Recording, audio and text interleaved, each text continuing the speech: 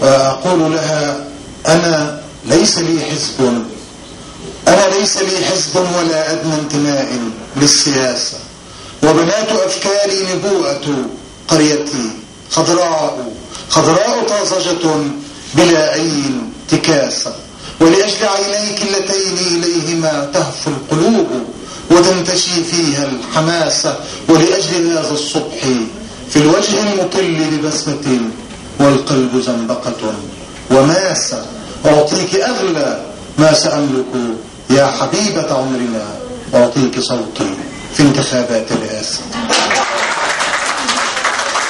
إلى زينب أبو الندى الشاعر الكبير، فلتتفضل. أولا أرحب بالشاعر الكبير السعودي العربي عبد الله الخشرمي الذي دائما ما يجمعنا في هذه اللقاءات الدسمة بالفكر وبالشعر وبالمحبة، وأبارك له على هذه الاحتفالية الجميلة. وسامحوني سألقي قصيدة، أنا الشعر دائما مرموز ولكنه الرمز الذي له علامات توصل المعنى إلى المعنى. سألقي قصيدة بعنوان سيمفونية المدار الكوني، دعوت بها على النظام السابق بأسماء الله الحسنى واستجاب لي الله.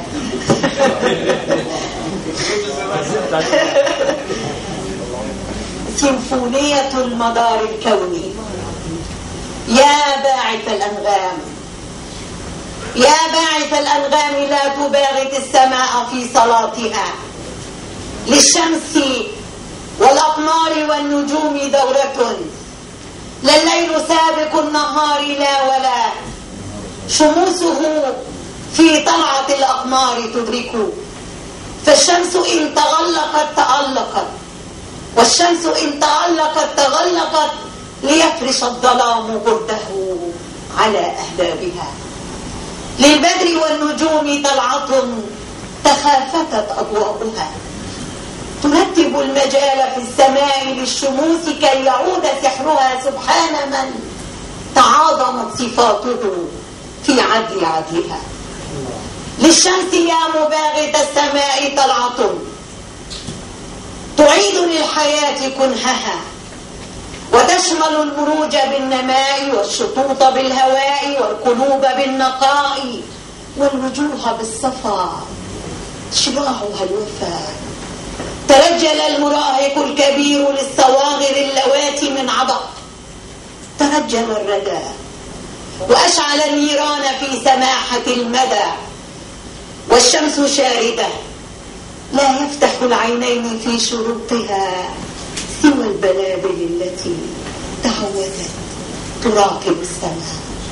تآمر المكان والزمان والأمان ما ابتدى، تآمر الوجهين ضد الطير انشدى، وأحبط الجمال والمثال حين غرد الصدى، فطفلي الكبير قد تسلق الشجر وأطلق الأطيار من أعشاشها، وصوب البارود والنبال والحجر، واجتاح هدأة السحر.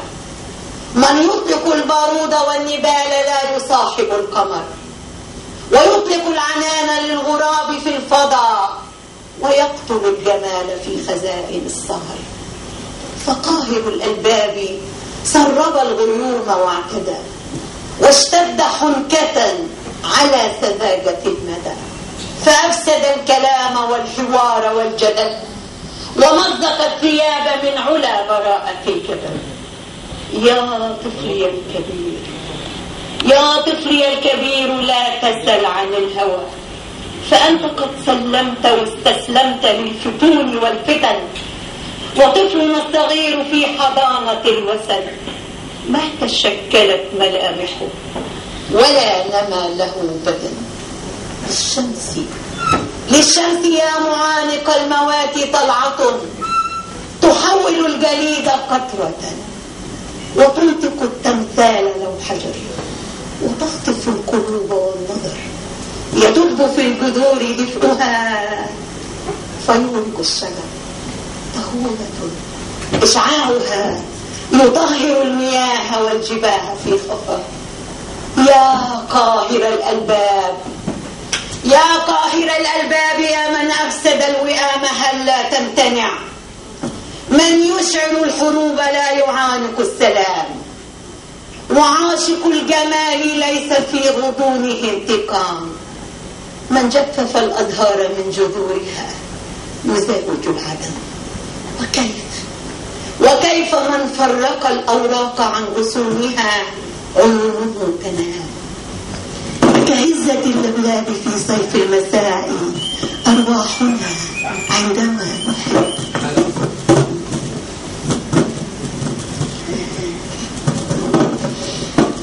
كهزة اللبلاب في صيف المساء أرواحنا عندما نحب، وطلت بصوته الخلاب غنى واندشى برنة الكمان عندما أحب، يسابق الهواء في تحلقه، يسبح الإله في تبريده، وذلك الإله إن أحل في قلوبنا بكت له انتشاء.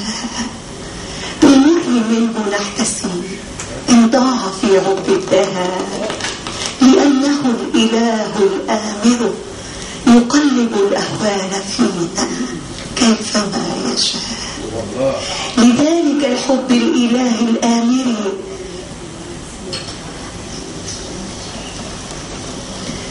لذلك الحب الإله الآمر تزينت عناقيد العنب، واهتزت السماء في بروجها فأمطرت ذهب، واختالت النجوم في أفلاكها تصافح القبب، ألماسها يلفه البهاء في المدار يعزف الطرب.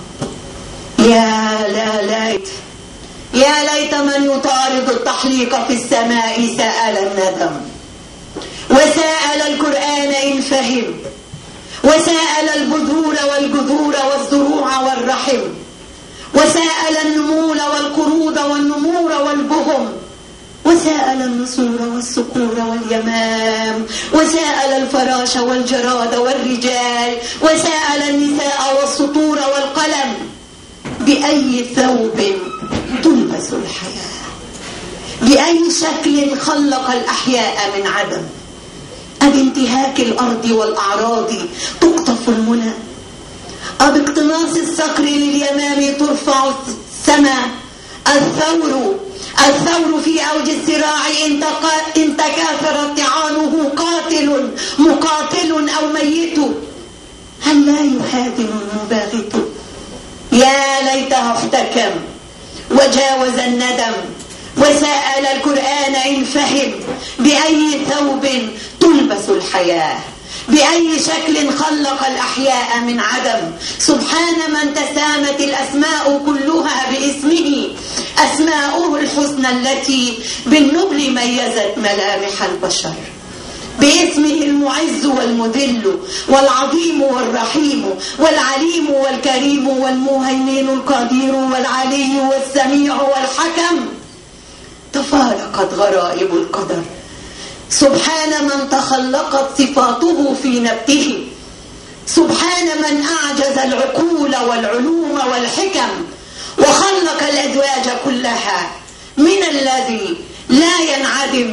إن الإله واحد وحاكم ومحتكم، قد جفت الأقلام والحلق احتدم، قد جفت الأقلام والحلق احتدم.